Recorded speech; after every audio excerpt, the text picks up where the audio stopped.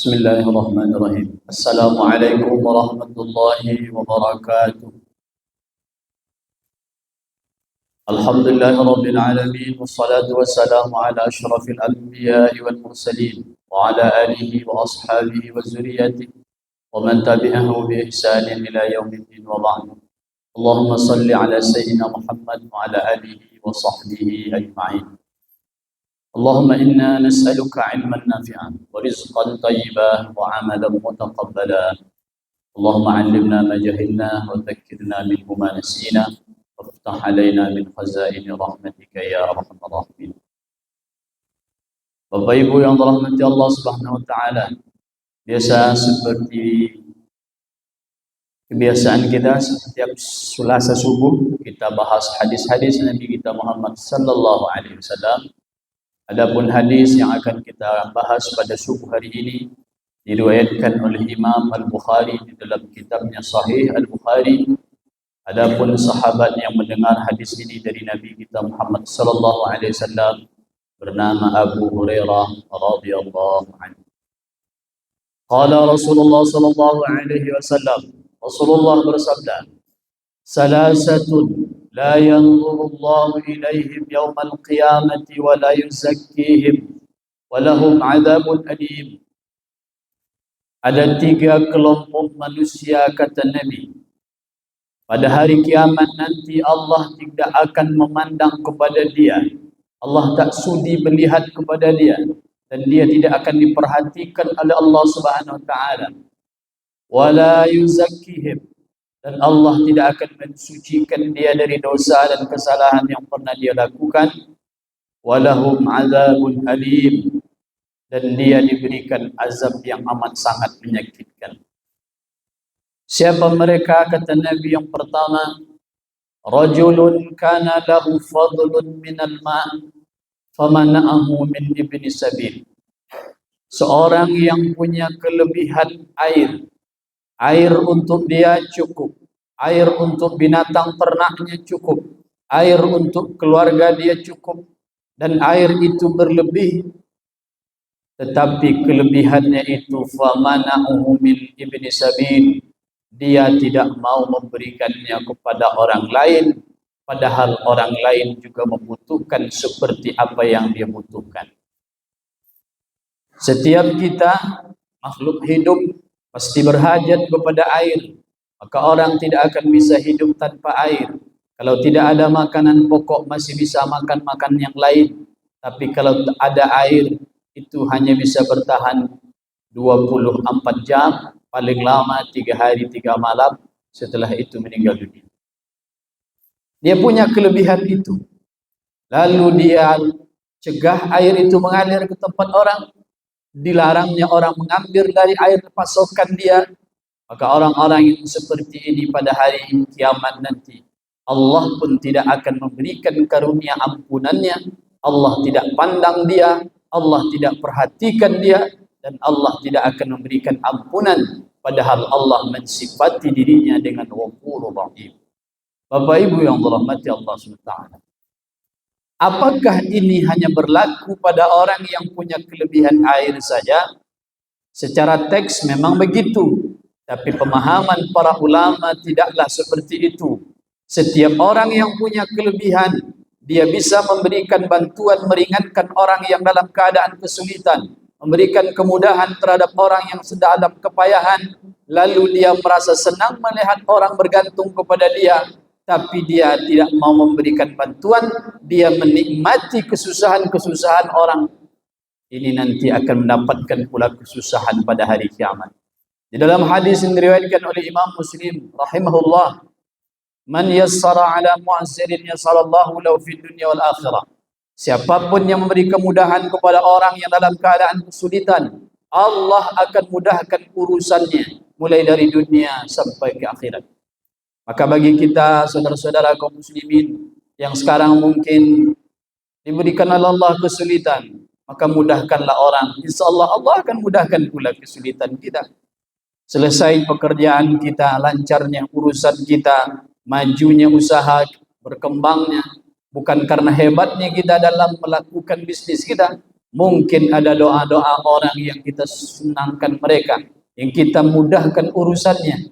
Oleh sebab itu, jangan sekali-kali bagi kita yang mempunyai apapun bentuk kelebihan, lalu dengan kelebihan itu dia tidak mau menolong orang-orang yang amat sangat berhajat. Bapak Ibu yang dirahmati Allah, Allah melalui Nabi mempertaruhkan keimanan seseorang. Artinya imannya itu tidaklah sampai pada derajat kesempurnaan. La yu'minu ahadukum, iman kalian tidak sempurna kata Nabi. Dan bahkan iman kalian itu dianggap dinafikan oleh Allah dan Rasulnya. Man bata sabi'an wa jaruhu jahi'an, orang yang tidur dalam keadaan kenyang sementara tetangganya dia kelaparan. Bedokek kolamnya dengan kolam orang, air di kolamnya lebih-lebih, ndak ingin air itu jatuh ke kolam orang, diompangnya. Ini kena di kadang hadis. Bedokek sawahnya dengan sawah orang, ndak mau sawah orang itu kena dari air dia ini nanti pada hari kiamat akan dipandang oleh Allah Subhanahu wa taala. Begitu juga orang-orang yang memang tempat dia menjadi tempat lalu orang banyak. Kebunnya di depan Bapak Ibu, lalu orang lewat di kebun dia untuk lewat sampai ke belakang sana karena jauh banyak orang yang berkebun di belakang. Dipersulitnya transportasi ke belakang, diambilnya jalan, ini termasuk juga. Tidak hanya orang yang punya kelebihan air, orang yang punya dia fasilitas jalan, lalu dihambeknya, nanti dia dihambat oleh Allah SWT untuk masuk ke dalam surga. Nauzubillah, nauzubillah. Bagi kita yang sudah rajin mengaji, sudah rutin ikut kajian setiap subuh, alhamdulillah di masjid kita setiap subuh ada pengajian. Pengajian itu melembutkan hati. Bagi yang punya kelebihan dia berikan, tidak dia menyusahkan, maka inilah bentuk daripada bersemayamnya iman dalam hati seorang mukmin. Yang kedua, rajulun baya'a imaman la yubayi'uhu illa di dunia, fa in u'tiya biha radiya wa in lam yu'tihi sakhita. Seorang yang dia mengangkat pemimpin, berbaiat kepada pemimpin, patuh kepada pemimpin, taat kepada pemimpin, dia pilih pemimpin lidun dia karena ada kepentingan dunia. Fa in u'tiya biha radiya, kalau dia diberi dunia dia mau. Wa illam yu'tihi sakhita min, tapi kalau dia tak dikasih dia pun murka, mengumpat, menyumpah serapah, maka orang begini nanti tidak akan dipandang wajahnya oleh Allah SWT. Apa makna tidak dipandang oleh Allah? Allah tidak redha kepada dia. Padahal Bapak Ibu, hari itu yang paling dan amat sangat kita butuhkan, tidak yang lain. Yauma la yanfa'u malun wala banun, hari itu tak bermanfaat lagi harta, anak-anak, pangkat, jabatan, illa man atallaha biqalbin salim, kecuali orang yang datang pada Allah dengan hati yang bersih, tak menyimpan kebencian, tak menyimpan kesyirikan, tidak menyimpan hasad, iri, dengki. Maka dia kalau memilih dan patuh pada pemimpin bukan karena dunia, tapi karena perintah Allah. Apa yang telah disampaikan Nabi, labaswa di awak kini segalanya Bapak Ibu. Ikut 2024 kan dokek leh. Maka kalau nya dia gia, omong. Kalau tak dia gia, tak omong. Dia tidak menengok orangnya, tapi nya menengok apa yang dia gia orang. Begitu juga orang-orang yang loyalitasnya kepada atasannya bukan karena kepada Allah, tapi ada sejumput dunia yang diharapkan. Akhirnya apa yang terjadi? Dia tega menjelek-jelekkan saudaranya sendiri. Maka orang seperti ini disebut jassas. Dia pembisik-pembisik yang berbahaya. Tidak ada bedanya dia dengan Bal'am, tidak ada bedanya dia dengan Haman yang dia dulu membisik-bisikkan kepada Fir'aun. Akhirnya apa yang terjadi? Dia berbuat sekehendak hatinya. Maka sekarang siapapun yang bekerja dengan penguasa, lalu dia mencari muka, lalu dia membisik-bisikkan, lalu dia menjelek-jelekkan, maka di dosanya amat sangat besar. Inyo sembayang juga Bapak Ibu. Kamu soji juga. Tapi inyo sampai hati memfitnah saudaranya sendiri karena ingin mengambil muka kepada sultan, penguasa. Orang-orang yang begini kata Nabi, la yanzurullahu ilaihim. Nanti dia akan diopeni Allah SWT. Jangankan Allah Bapak Ibu, saudara kita saja tak mau lagi menengok wajah kita, itu menyakitkan. Sakit sekali. Aku keladu kawan dokek itu, setiap bersuanya membuang muka, setiap bersuanya tak mau nengok kita, ibu tiap apa? Apalagi Allah SWT dah ingin menengok kita. Dibiarkan saja begitu. Kenapa? Karena Allah tidak suka kepada sifat dia. Opek di luar, runciang di dalam, bayo bertukar sobui seiring bersimpang jalan. Telunjuk nyelurui kelingki yang bagai. Mulut mani kucing dan murah, bertanam topu di bibir, tapi hatinya berkaret. Di depan ninya bola kawak, di belakang ninya pun tak bola kawak. Ongguk iyo, geleng iyo. Akhirnya apa yang terjadi? Itulah orang disebut munafik. Munafik itu diambil dari kata nafaqah. Makna nafaqah itu terowongan. Kenapa munafik itu identik dengan terowongan? Bapak Ibu kalau masuk ke terowongan, terowongan itu punya dua muka. Dari siko bisa masuk, dari siko bisa masuk. Kenapa orang munafik disebut zu wajhain? Inyo mukanya dua. Kalau tiba kelompok siko, inyo lah ikut siko pula. Kalau tiba kelompok ikut, inyo lah sebelah situ pula. Muzabzabin kata Allah. Muzabzabina. Mengambang. La ilaha ula wa la ilaha ula. Disebut bola kamari indah, disebut bola ke siko indah. Tiba kola dengan awak, bekoinyo kecilnya dengan awak pun. Tapi di belakang awak inyo musuh rupanya. Na'udzubillah, na'udzubillah.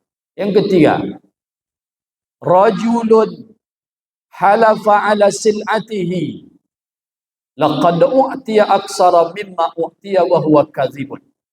Seseorang yang dia bersumpah atas barang dagangannya, bersumpah atas nama Allah, karena ingin mendapatkan keuntungan besar, dia bersumpah meyakinkan konsumen pembeli barang dia, lalu dia bersumpah, demi Allah, ini barang saya ini begini, disebutkannya ciri-ciri spesifikasinya, padahal apa yang disebutkan itu kontradiktif dengan barang yang dia jual. Maka dia tidak saja merugikan konsumen, tapi dia telah merendahkan Allah Subhanahu wa taala. Man halifa ala sil'atihi, dia taruh nama Allah untuk hanya mendapatkan keuntungan atas barang dagangannya. Laqad u'tiya aksara mimma u'tiya wa huwa kadzib. Lalu karena dia berdusta, dipolesnya dengan nama Tuhan, orang pembeli pun percaya, akhirnya dibelinya barangan dagangannya. Tapi setelah dipakai, rupanya tak sesuai. Sakitlah hati orang yang membeli. Uang sudah diberi, tak sesuai apa yang dikondak hatinya. Akhirnya dia pun menyumpah. Bapak Ibu yang dirahmati Allah Subhanahu wa taala. Kata Nabi dalam hadis, ala ukhbirukum ala akbaril kabair. Maukah kalian aku tunjukkan, kata Nabi, di antara dosa yang besar, tapi ada lagi lebih besar daripada itu. Akbarul kabair, dosa terbesar dari yang besar. Di antaranya syahadatul zur, orang yang memberikan kesaksian palsu.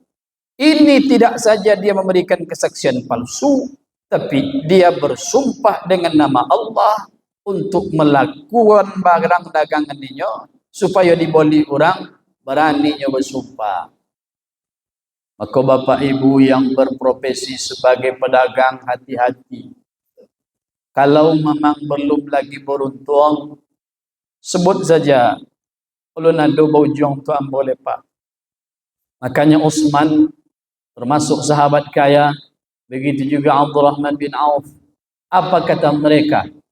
Wa ana la azdari ribhan. Saya tidak membuat target untung berapa persen tentang barang yang saya jual. Asal beruntung, jual. Asal beruntung, jual. Maka jangan sekali-sekali awak menyebut, Pak, bagaimana kalau 250.000? Demi Allah itu modal baru Pak. Padahal dia berbohong. Orang tak tanya modal, kenapa kita sebut modal. Cukup saja sebut, saya belum beruntung, saya tak mau jual. Di dalam hadis diriwayatkan oleh Imam Ibnu Abi Dunya di dalam kitab Islahul Mal, apa kata Nabi? Rahimallah, Allah merahmati. Rajulun, Allah merahmati seseorang kalau dia menjual, dia pemurah. Kalau ia menawar, tindak pula membunuh. Rahimallahu imra'an samhan idza ishtara, samhan idza ba'a. Kalau ia menjual tidak terlalu ketat, 270 lah ya Pak, 205 boleh lah. Disitulah nan membeli ingin murah, nan menjual ingin mahal, maka bersuala di tengah 205 boleh. Dan yang menawar jangan pula terlalu ke bawah. Allah merahmati. Makanya pedagang yang dia tujar as-sudduq al-amin, jujur, punya integritas, tak mau menipu konsumen, dia nanti mati Bapak Ibu ma'al anbiya wal mursalin. Mati dia dapat tempat paling tinggi bersama para nabi dan para rasul. Makanya nabi kita dulu berdagang, nabi kita entrepreneur, dia punya jiwa wirausaha yang baik, tapi dia tidak pernah menipu konsumennya. Bapak Ibu Allah rahmati Allah SWT, kenapa sekarang perdagangan kita lesu, lalu dia diambil oleh orang-orang yang katanya tidak seakidah dengan kita? Karena kita yang punya teori, mereka yang terapkan. Bapak Ibu boleh belanja tempat mereka. Kalau Bapak Ibu beli barang yang dia ada expired, dia sebutkan langsung, Pak, ini susu expirednya tanggal 26. Oke. Coba lanjut sampai awal. Elok ada Pak, elok potang baru. Ibu di rumah usuk. Lalu apa nyati wak mati dan adanya. Sakit hati kita, Pak. Jangan lagi. Inilah hadis yang kita bahas pagi ini. 3, yang dia nanti pada hari kiamat tidak akan dipandang oleh Allah. Allah tidak ingin bicara kepada dia. Allah tidak mensucikan dosa-dosa yang pernah dia lakukan. Walahum adzabun alim. Ini yang paling menakutkan kita. Dia akan diberikan azab yang amat sangat menyakitkan. Seseorang yang punya kelebihan air, lalu dengan kelebihannya itu dicegahnya orang mengambil air. Sedekah itu banyak Bapak Ibu. Dituangkannya air ke bejana orang, sedekah. Maka pagi ko kawan-kawan kita yang membuatkan teh, ini pertama orang banyak dapat sedekah. Buen teh, buen kopi susu, menuangkan air ke bejana orang, pahalanya besar. Imatatul adza anit tariq, buang duri di jalan, besar pahalanya. Tabassumuka bi wajhika sedekah, senyum ke orang sedekah. Sedekah. Jadi segalanya bisa bernilai pahala kalau niatnya karena Allah SWT. Yang kedua, orang yang tidak dipandang oleh Allah SWT. Rajulun baya'a imaman la yubayi'u illa lidunya. Seorang yang punya loyalitas kepada pemimpin, tapi kepatuhannya bukan karena Allah, tapi ada karena ingin mendapat dunia dari situ. Akhirnya dia menghalalkan segala cara. Nauzubillah. Yang ketiga, rajulun halafa ala sil'atihi. Seseorang yang bersumpah atas nama Allah untuk melariskan barang dagangannya. Laqad u'tiya aksara mimma u'tiya wa huwa kadzib. Lalu dia dapat uang daripada sumpahnya itu, harusnya dia tak dapat, padahal dia kadzib, baduto Bapak. Mudah-mudahan Allah jauhkan kita dari 3 sifat ini. Kita berlindung kepada Allah agar sifat-sifat yang jelek itu Allah jauhkan daripada kita, sehingga kita bertemu dengan Allah biqalbin salim. Subhanakallahumma wa bihamdika asyhadu an la ilaha illa anta astaghfiruka wa atubu ilaik. Assalamualaikum warahmatullahi wabarakatuh.